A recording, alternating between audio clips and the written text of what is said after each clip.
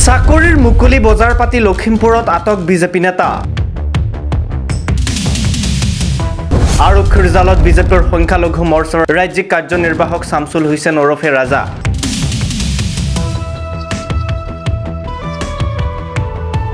অসম চৰকাৰৰ তৃতীয় আৰু চতুৰ্থ বৰ্গৰ নিযুক্তিৰ নামত পাতিছিল বজাৰ তৃতীয় বৰ্গৰ চাকৰি নামত ৫ লাখ চতুৰ্থ বৰ্গৰ চাকৰি নামত ৩ লাখ টকা দাবী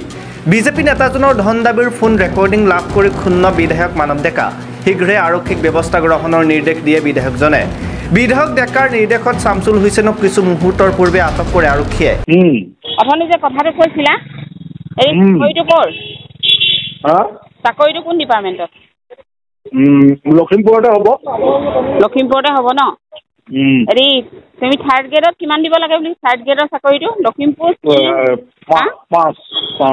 5 ন আৰু ফৰ্থ গ্ৰেডত 3 লাখ ন তাৰপিছত কেতিয়া কৰি দিবা সেইটো কামটো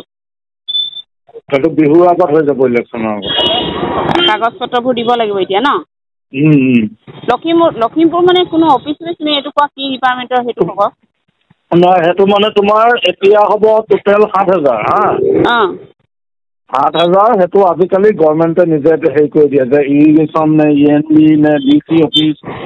কি এনেকৈ সেইটো গভৰ্ণমেণ্টে নিজে কৰি দিয়ে ইয়াৰ আগত যে 50,000 যে দিছিলে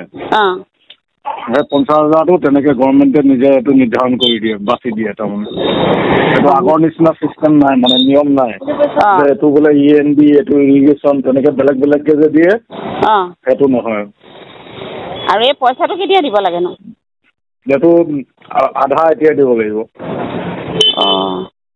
অনলাইন কৰিব লাগিব অনলাইন কৰিব লাগিব হয় নি হ'ব মই তোমাৰ পৰা জানি লৈছোঁ মই গৈ চালিকাক ক'মগৈ তাৰপিছত চালিকাকখন বুজাই দিবা দেই